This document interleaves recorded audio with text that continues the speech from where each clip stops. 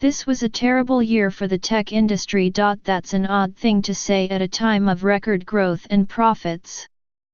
In 2017, large American tech companies have kept hauling in more money, more users, and to a degree that might seem dystopian, they continued to expand their foothold in our lives.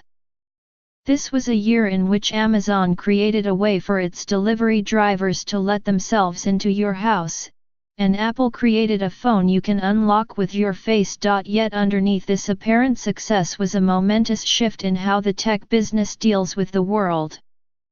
5 or 10 years from now, we will come to regard 2017 as a turning point. Why? Because this year, for the first time, tech giants began to grudgingly accept that they have some responsibility to the offline world. The scope of that responsibility, though, is another matter entirely. Let me explain how this is all playing out. Platforms are the shiniest prizes in the tech business. The reason the 5 most valuable American tech companies, Amazon, Apple, Facebook, Alphabet, and Microsoft, are also the 5 most valuable American companies of any kind is that they own these fundamental building blocks of the digital economy, whether they are operating systems, app stores, social networks, cloud servers, or shipping and logistics infrastructure. Think of these platforms as the roads, railroads and waterways of the information economy, an essentially inescapable part of life for any business or regular person who doesn't live in a secluded cabin in the woods. For years, despite their growing power, tech platforms rarely garnered much scrutiny, and they were often loath to accept how much their systems affected the real world. Indeed, the online ethos has been that platforms aren't really responsible for how people use them. It might as well be the slogan of Silicon Valley: we just make the tech, how people use it is another story. In 2017, that changed.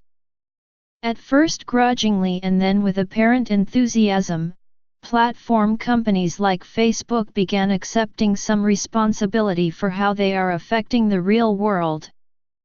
They did not go as far as some critics would have liked, but in many significant ways they offered a shift in tone and tactics that suggested they were rethinking their positions. You could argue that they had no choice. In the past year, social networks and search engines have been blamed for undermining the news media, fostering echo chambers, and spreading misinformation, hate, misogyny and other general social unpleasantness. YouTube, for example, removed lots of videos of kids getting pretend tortured by their parents. There was also, of course, the unfolding saga of the company's role in Russia's propaganda efforts, which resulted in them being hauled before lawmakers. And then there were the larger questions about who makes the platforms and who benefits from them. The tech industry is overwhelmingly run by men, and it is a place of little racial and class diversity. A whistleblowing blog post by Susan Fowler, an engineer who detailed a culture of harassment and misogyny at the ride-hailing company Uber, sparked a women's movement in tech that was then subsumed by the global Me Too movement. Many tech titans were obviously unprepared for the serious questions that began coming their way a year ago. When the Facebook chief executive Mark Zuckerberg was asked about his site's role in the 2016 election just days after Donald J. Trump's victory, he responded with a line from Technician's old playbook: "It was a pretty crazy idea," he said, that misinformation on Facebook had influenced the election in any way. Now that tone is gone. Mr. Zuckerberg has apologized for his glibness. And during Facebook's last earnings report to investors, he put the company's social mission at the top of his agenda. "Protecting our community is more important than maximizing our profits," he said. Several other tech execs have expressed similar commitments to a deeper mission. Timothy D. Cook, Apple's chief executive, told my colleague Andrew Ross Sorkin that Apple has a moral responsibility to attempt to heal the nation's social and economic fissures. Sure, all this could just be marketing. But I'm inclined to believe the shift represents a new way of navigating the world, for a few reasons. First, employees are demanding a new way. The highly paid workers of Silicon Valley were lured on the promise of changing the world, and in the past year many became demoralized about their company's apparent impact. In some cases they're pushing their bosses to change. Second, for the first time in years, there's real pressure from lawmakers. That has resulted in some real-world retreats.